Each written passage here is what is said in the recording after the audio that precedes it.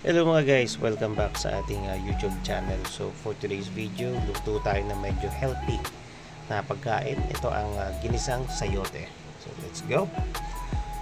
So una naglagay tayo ng mantika sa ating wok at sinet ko na rin ito ng high flame para mas mabilis maluto. So ayan, habang hindi pa ganun kainit ang ating kawali ay nilagay ko na yung bawang. Since yun nga, sabi ko nga naka high flame naman tayo. Etong recipe na to guys, naluto ko na to nung isa sa mga ating 1 hour ulam challenge. Pero this time, medyo in-upgrade ko siya ng kaunti. So later papakita ko sa inyo. Kaya ayan, medyo lumalabas na yung aroma o yung amoy ng ating bawang. Kaya sinunod ko na yung ating sibuyas na hiniwa ko lang din ng pahaba. Pwede rin nyo rin siyang pinuhin. So sa akin, ito lang yung aking preference or preferred na hiwa dahil nagmamadali na rin at pagkatapos ito maghahatid pa kami ng baong ng mga bata. So konting halo para maiwasan yung paninikit ng ating bawang at sibuyas sa ilalim.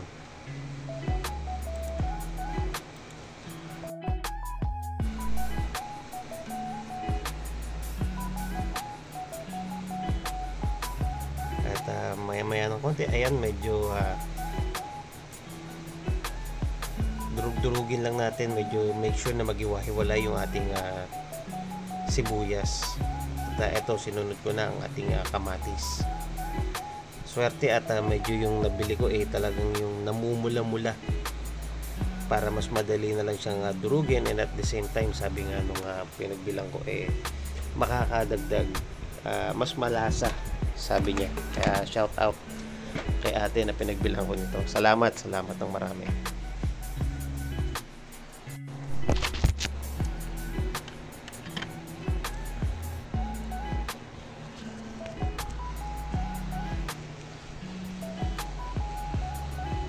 So dito medyo gitna ko ng kaunti muna yung ating mga ginisa para mas madaling maluto ang ating kamatis at medyo mag-init at madaling durugin. So ayan, kagaya ng ginagawa ko ngayon since medyo gitna ko na siya at na-concentrate ng init kanina. So ayan, medyo pinipit-pit ko naman para maging pasty yung texture. Pero mayat maya maganda rin na hinahalo-halo natin siya kasi nga para maiwasan yung paninikit sa ilalim.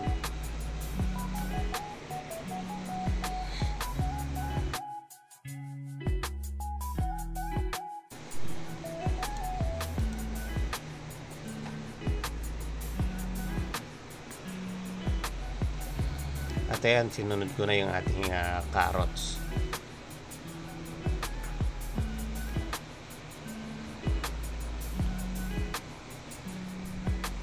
Ang susunod naman ay ang ating pamitang durog, patis, at ang ating oyster sauce.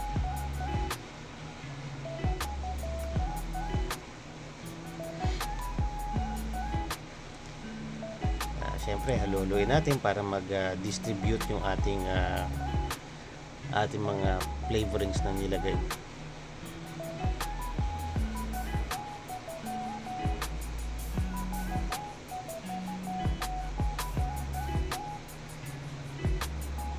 Actually, masarap din sana to kung medyo nasamahan nung hibe. Nataon lang na wala or nakalimutan ko atang bumili kanina, pero kahit naman wala, goods pa rin yan at masarap pa rin ang ating ginisang sayote or sasarap pa rin yan. So ayan, sunod na ang ating sayote na hiniwa ko din ng pahaba. Nung nakaraan naalala ko medyo matataba yung hiwa na ginawa ko kasi nga medyo nagmamadali tayo at limited lang kasi yung time. So eto medyo mabilis lang din, ko lang din naman siyang niluto. gawa nung syempre gulay lang naman nga to, wala naman na karne na ilalagay, kaya mabilis lang talaga to guys, mga guys. Medyo magtatagal ka lang talaga ng konti doon sa pagpapalambot at medyo so at this point, ayan, hinahalo nating maigi yung ating mga gulay at pinag-isa, kasi we'll make sure na mag-equal talaga yung pag-distribute ng gulay niya at hindi lang nakastack, lalo na yung mga patis at oyster sauce sa isang part lang ng ating gulay. So ayan, nilagyan ko na rin ng tubig para mas madaling maluto yung ating gulay at mas madaling madilute yung mga seasonings na nilagay natin kanina, kung meron mang mga nag-stock doon sa mga ibang part ng gulay natin. So ayan, nakagitna na yung ating mga ginisang gulay. Takpan muna natin, painitin. And after few minutes, ayan, medyo nag-iba na yung texture ng ating kagulayan. Sa iba, medyo okay na sa kanila yung ganitong itsura Mas lalo yung mga iba kasi gusto nila yung medyo crunchy pa yung gulay na kinakain nila. Ako naman, preferred ko kasi medyo halos magkulay transparent yung ating sayote. Mas gusto ko yung medyo malambot na siya. So, kaya ako medyo konting painit pa. At ayun, so far medyo nakuha niya na yung type kong texture niya. So lagay na natin yung ating parang pinaka karne or pinaka pampalasa niya. Naglagay ako ng Jenny's na chicharon. Guys, napakasarap nitong chicharon na to. Alam niyo, pwede siyang papakin, pwede rin i-substitute mo sa iyong karne, lalo yung mga pagkain mo is yung mga gulay na nilalagyan mo ng mga parang pinagmamantika mong pinagchichicharon mong taba. Ito perfect tong Jenny's chicharon para medyo tipid sa gas at the same time yung lasa pa rin naman na hinahanap mo, kasi hindi siya maanta, ano ba yung term doon? Yun guys, alam nyo na, basta wala siyang pait or maanta nga ang alam kong term nila.